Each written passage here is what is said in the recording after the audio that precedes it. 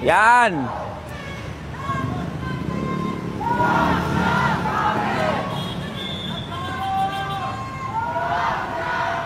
Yan mga boss.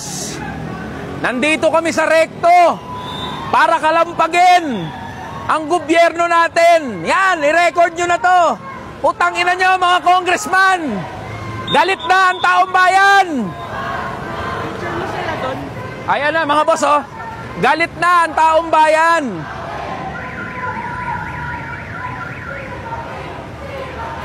Nandito kami sa rekto mga boss.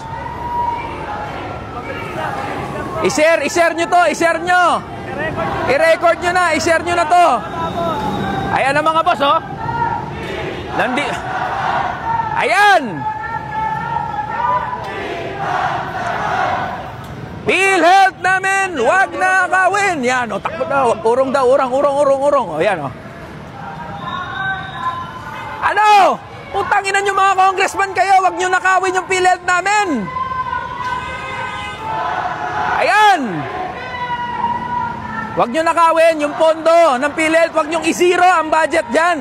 Galit na mga manggagawa. Galit na ang taong bayan. Mas magsiresign na rin kayo. Magsiresign kayo. Ikaw, Ledesma, CEO ng PhilHealth, putang ina mo, magresign ka na.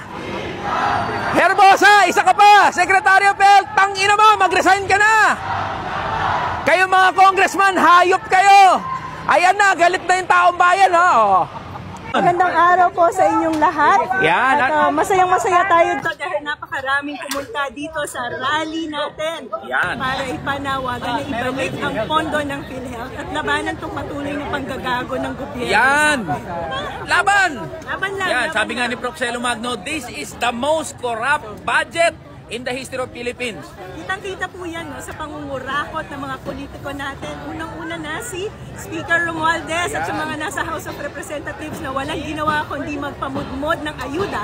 Samantalang tayong mga mamamayan patuloy na nagbabayad ng tax natin. Tama. Tapos, habang tayo patuloy na nagbabayad ng tax, yung binabayad natin, kinukurakot nila. Tama. So, nakakawala po talaga to ng dignidad.